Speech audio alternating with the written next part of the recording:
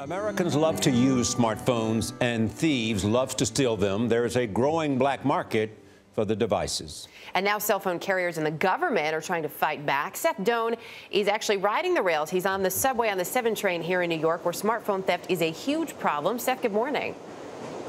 Good morning, Erica and Charlie. Right now, about half of all thefts on these New York City subways involve electronic devices like the Apple iPhone. And that rise in stolen phones has prompted the NYPD to add hundreds of additional transit cops on these trains where commuters are easy targets.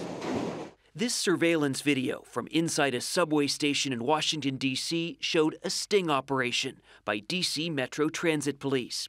A decoy lay motionless on the platform, easy prey for a thief who approached and snatched a cell phone before being arrested by plainclothes police. It's the type of crime that's so common it's easy to find even on YouTube. iPhones and smartphones nowadays are like catnip for criminals. They're valuable, they're exposed, they're easy to steal.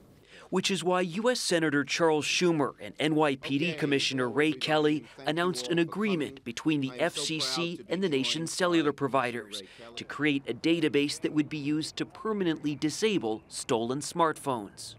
We intend to make the black market for cell phones a black hole for would-be thieves and criminals.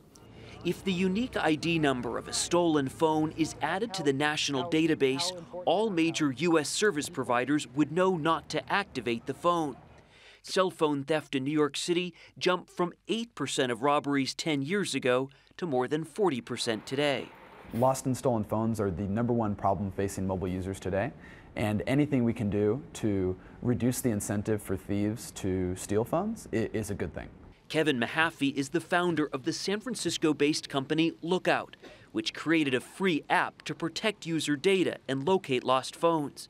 He says even a disabled cell phone still has value. What this still does allow would be devices potentially connecting to the internet via Wi-Fi or being resold overseas in international markets. Senator Schumer will introduce legislation that would make it a federal crime to tamper with a cell phone's unique ID number, one punishable by up to 5 years in prison. In many ways, the U.S. is behind the curve on these databases, as databases already exist in countries like Australia and in many parts of Europe. It'll take about 18 months for all of the phones in the U.S. to be added on the database, but most will be on in the next 6 months. So, Seth, what's next in this process of trying to clamp down on this?